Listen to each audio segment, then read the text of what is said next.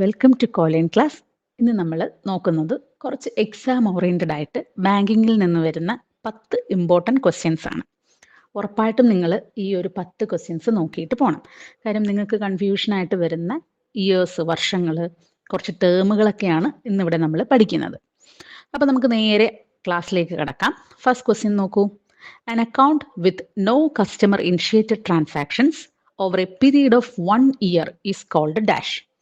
Options: A. Inactive account, B. Inoperative or dormant account, C. Both A and B, and D. None of this.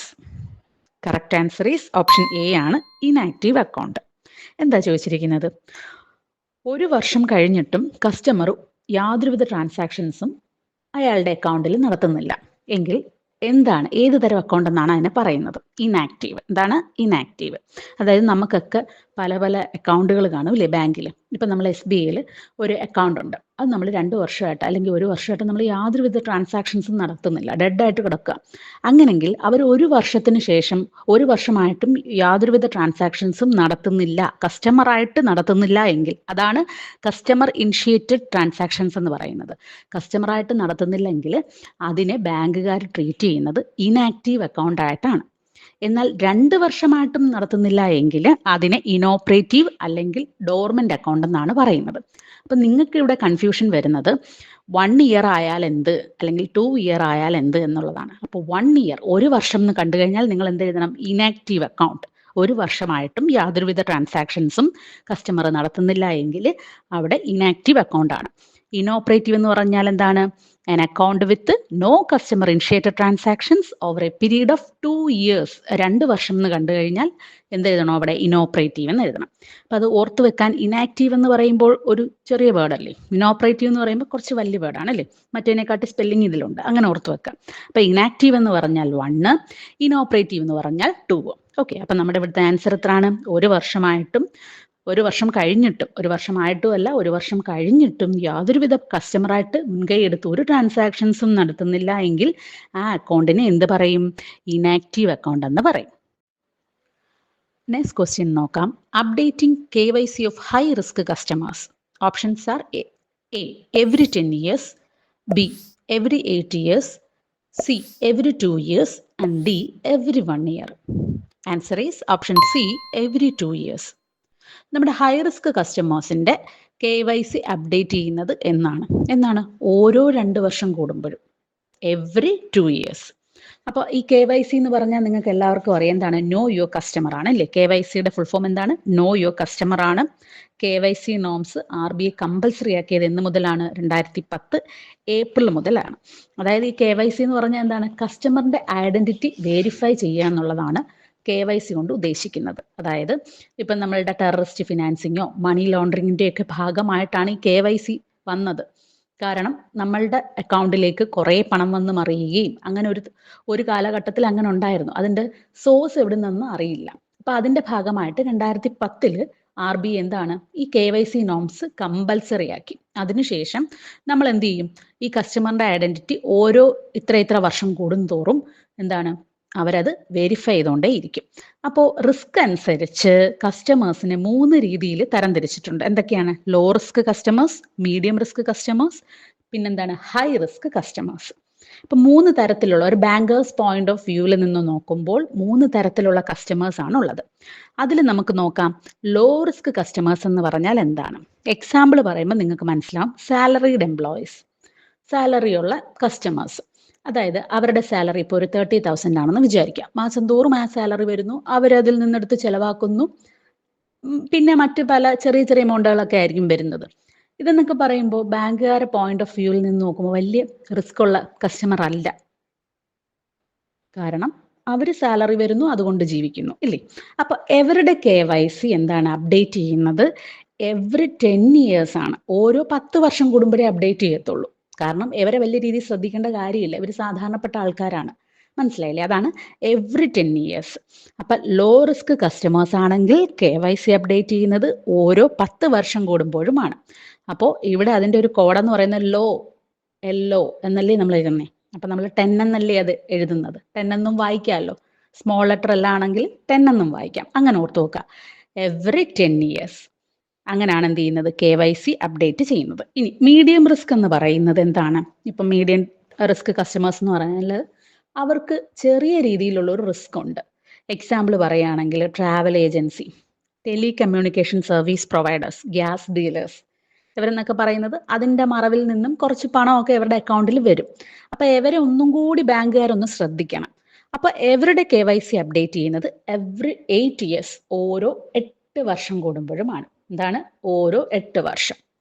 ഇനി ഇവിടെ നമ്മൾ ക്വസ്റ്റ്യനിൽ ചോദിച്ചിരിക്കുന്ന high risk customers, അവരുടെ ആ ഒരു എക്സാമ്പിൾ എന്ന് പറയുന്നത് ട്രസ്റ്റ്, ചാരിറ്റി, പിന്നെ പൊളിറ്റിക്കലി എക്സ്പോസ്ഡ് പേഴ്സൺസ്. അതായത് ഈ ഒരു ഇതിൻ്റെ പേരിൽ, ഇതിൻ്റെ മറവിൽ, ട്രസ്റ്റിൻ്റെയൊക്കെ മറവിൽ ഒരുപാട് കള്ളത്തരങ്ങൾ നടക്കും, അല്ലെങ്കിൽ ഒരുപാട് പണം വന്ന അക്കൗണ്ടിൽ മറിയും. അപ്പം അവരുടെ സോഴ്സുകൾ ബാങ്കുകാർ കറക്റ്റായിട്ട് നോക്കിയിരിക്കണം. അപ്പം അവരുടെ KYC അപ്ഡേറ്റ് ചെയ്യുന്നത് 2 വർഷം കൂടുമ്പോഴും അപ്ഡേറ്റ് ചെയ്തുകൊണ്ടേ ഇരിക്കണം. അപ്പം നമുക്ക് കുറേ വെട്ടിപ്പും തട്ടിപ്പും ഒക്കെ തടയാൻ പറ്റും, അല്ലേ? അപ്പം അതാണ് ഹൈ റിസ്ക് കസ്റ്റമേഴ്സിൻ്റെ KYC ഓരോ 2 വർഷം കൂടുമ്പോഴും അപ്ഡേറ്റ് ചെയ്യണം എന്ന് പറയുന്നത്. അപ്പം 10, 8, 2 എന്നുള്ള രീതിയിലാണ് വരുന്നത്. ലോ 10 ആണ്, മീഡിയം എന്താണ് 8 ആണ്, പിന്നെ ഹൈ റിസ്ക് എന്താണ് 2 ഇയേഴ്സ് ആണ്.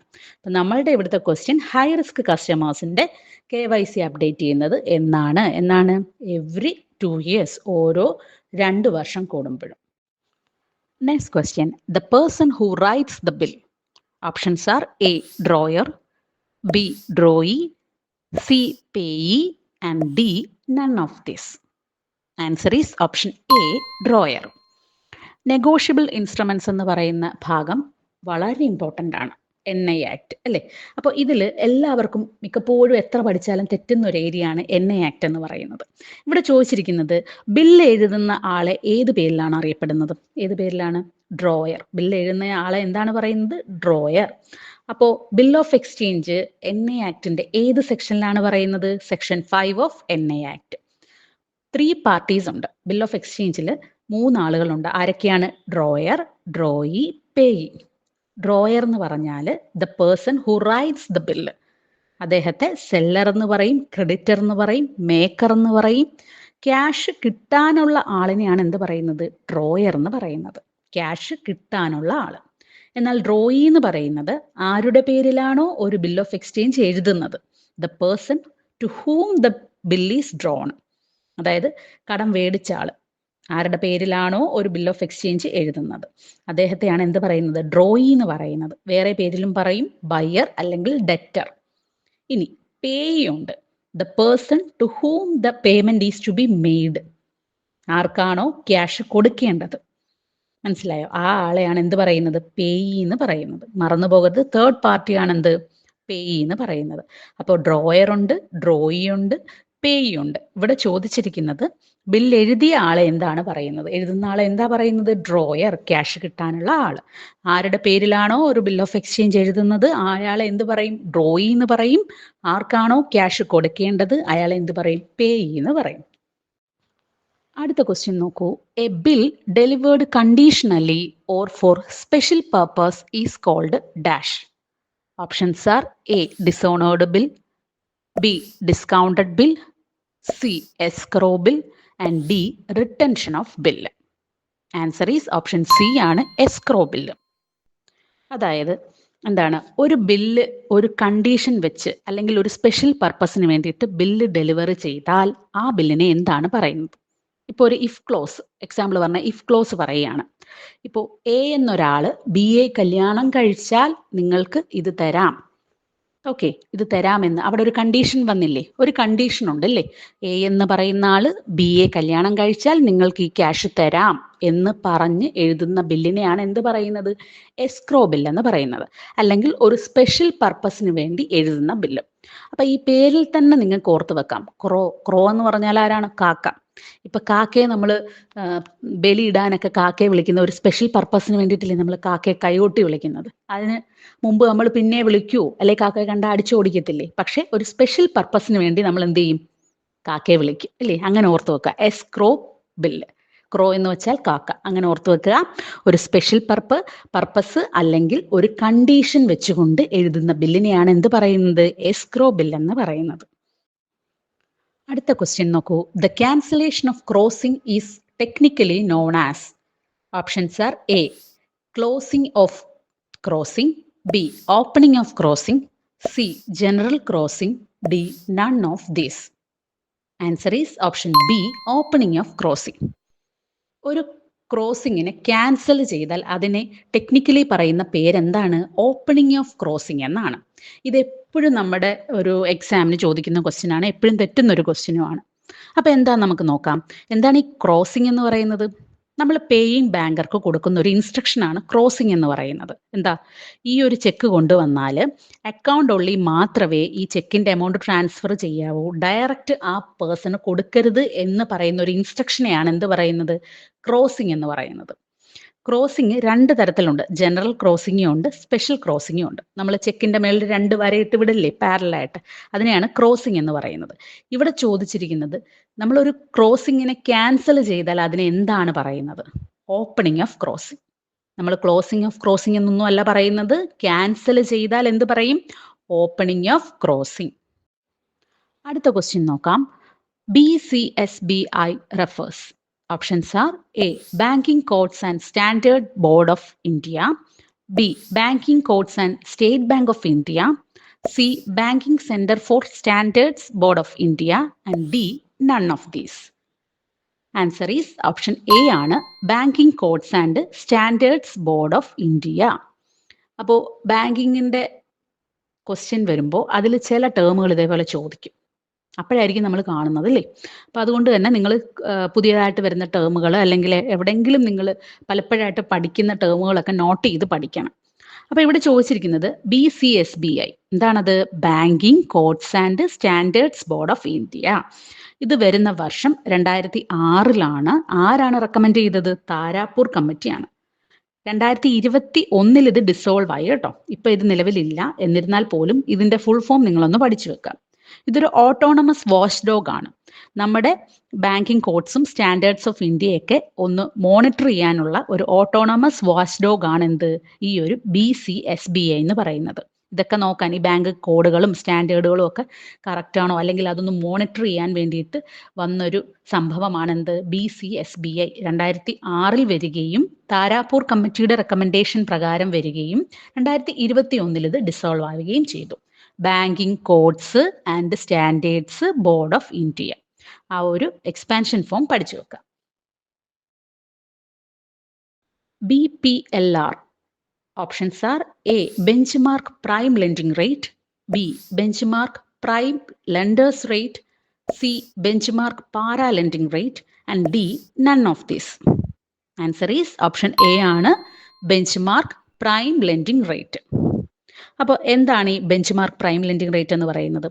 സൂപ്പർ പ്രൈം കസ്റ്റമേഴ്സിന് കൊടുക്കുന്ന റേറ്റ് ഓഫ് ഇൻട്രസ്റ്റിനെയാണ് എന്ത് പറയുന്നത്? BPLR എന്ന് പറയുന്നത്. Prime lending rate, benchmark prime lending rate. അപ്പോൾ അതായത് സൂപ്പർ പ്രൈം കസ്റ്റമേഴ്സ് എന്ന് പറയുന്നത് നല്ല രീതിയിൽ അവർ പലിശ അടയ്ക്കുന്നുണ്ട്, അല്ലെങ്കിൽ ട്രാൻസാക്ഷൻസ് നല്ല രീതിയിൽ നടത്തുന്നുണ്ട്, യാതൊരു വിധമായിട്ടുള്ള ലോണുകളും മുടക്കുന്നില്ല. ഇങ്ങനെയൊക്കെ ആണെങ്കിൽ അവരെ ബാങ്കുകാർ കാണുന്നത് പ്രൈം കസ്റ്റമേഴ്സ് ആയിട്ടാണ്, സൂപ്പർ പ്രൈം കസ്റ്റമേഴ്സ് ആയിട്ടാണ്. അപ്പോൾ അവർക്ക് കുറച്ച് പലിശ നിരക്ക് കുറച്ചൊക്കെ കൊടുക്കും. അതിനെയാണ് എന്ത് പറയുന്നത്? BPLR, benchmark prime lending rate. ഇത് 2003 നിലവിൽ വരുന്നത്. മറന്നു പോകരുത്, expansion form benchmark prime lending rate. Section 17(5) of RBI act. Options are A, repo rate, B, NI act, C, wise and means advances, and D, none of this. Answer is option C ആണ്, wise and means advances.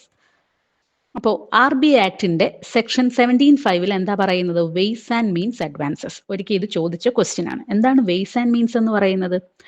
RBI central ഗവൺമെന്റിനും state ഗവൺമെന്റിനും ജാമ്യം വാങ്ങാതെ കൊടുക്കുന്ന ലോണാണ് എന്ത്? Wise and means advance എന്ന് പറയുന്നത്.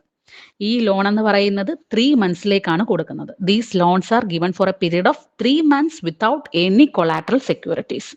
ഒരു കൊളാട്രൽ സെക്യൂരിറ്റീസും മേടിക്കാതെ എന്താണ് 3 മാസത്തേക്ക് RBI സെൻട്രൽ ഗവൺമെന്റിനും സ്റ്റേറ്റ് ഗവൺമെന്റിനും കൊടുക്കുന്ന ലോണുകളെയാണ് വെയ്സ് ആൻഡ് മീൻസ് അഡ്വാൻസസ് എന്ന് പറയുന്നത്. ഈ 3 മാസത്തിനുള്ളിൽ തിരിച്ചടച്ചില്ലെങ്കിൽ it is treated as an overdraft. എന്തായിട്ട് കണക്കാക്കപ്പെടും? ഓവർ ഡ്രാഫ്റ്റ് ആയിട്ടാണ് കണക്കാക്കപ്പെടും. അപ്പോൾ വെയ്സ് ആൻഡ് മീൻസിന്റെ പീരീഡ് ചോദിച്ചാൽ 3 മാസവും, കൊളാട്രൽ സെക്യൂരിറ്റീസ് മേടിക്കില്ല, RBI ആണ് ഇത് കൊടുക്കുന്നത്. ആർക്കാണ് കൊടുക്കുന്നത്? സെൻട്രൽ ഗവൺമെന്റിനും സ്റ്റേറ്റ് ഗവൺമെന്റിനും ജാമ്യം വാങ്ങാതെ കൊടുക്കുന്നു. പീരീഡ് മറന്നു പോകരുത്, 3 മാസം. RBI ആക്ടിലാണ് വെയ്സ് ആൻഡ് മീൻസിനെ കുറിച്ച് പറയുന്നത്. ഏത് സെക്ഷനിലാണ്? സെക്ഷൻ 17(5). 17(5). നെക്സ്റ്റ് ക്വസ്റ്റ്യൻ നോക്കൂ. Direct benefit transfer means. Options are A remittance through bank, B transfer of social benefits, C customer transactions and D all of the above. Correct answer is option B ആണ്, transfer of social benefits. Direct benefit transfer, DBT, നമുക്കറിയാം, നമ്മൾ എപ്പോഴും കേൾക്കുന്ന ഒരു term ആണ് അല്ലേ? Direct benefit transfer, DBT എന്നാണ്. DBTയുടെ full ഫോമും പഠിക്കണം, ഡയറക്റ്റ് ബെനിഫിറ്റ് ട്രാൻസ്ഫർ എന്ന് പറഞ്ഞാൽ എന്താണ്? ഇതൊരു ഗവൺമെന്റ് പ്രോഗ്രാം ആണ്. എന്ന് പറഞ്ഞാൽ സോഷ്യൽ ബെനിഫിറ്റുകൾ ഡയറക്റ്റ് ആയിട്ട് ബെനിഫിഷ്യറീസിന്റെ അക്കൗണ്ടിലേക്ക് ട്രാൻസ്ഫർ ചെയ്യുന്ന ആ ഒരു മെത്തേഡിനെയാണ് എന്ത് പറയുന്നത്? ഡയറക്റ്റ് ബെനിഫിറ്റ് ട്രാൻസ്ഫർ എന്ന് പറയുന്നത്. ഈ സോഷ്യൽ ബെനിഫിറ്റ്സ് എന്ന് പറഞ്ഞാൽ എന്താണ്?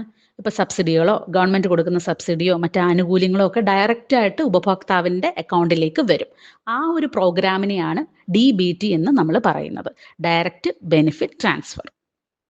Last question is FATF. എന്താണ്? Option A financial action task force, B financial action transaction force, C financial action transfer force and D none of this. Correct answer is option A financial action task force. ഈ ഒരു expansion പഠിച്ചു വെക്കണം. ഇതും കഴിഞ്ഞ ടേമുകളിൽ ചോദിച്ച ഒരു question ആണ്, FATF. അപ്പോൾ ഈ FATF എന്ന് പറഞ്ഞാൽ എന്താണ്? ഇതൊരു global money laundering and terrorist financing watch dog ആണ്.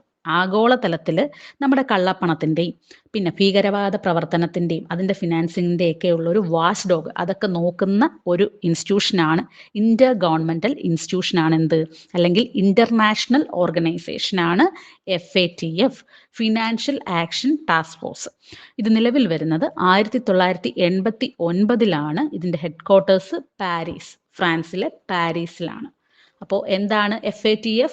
Financial action task force. അപ്പോൾ ഇത്രയാണ് നമ്മുടെ 10 ക്വസ്റ്റ്യൻസ്. എല്ലാവരും ഈ ഒരു ടേമുകൾ, വർഷങ്ങൾ, സെക്ഷൻസ് ഒക്കെ പഠിച്ചു വെക്കണം. ഇതിൽ നിന്ന് ഉറപ്പായിട്ട് ഒരു ക്വസ്റ്റ്യൻ എങ്കിലും ചോദിച്ചിരിക്കും. Okay, thank you.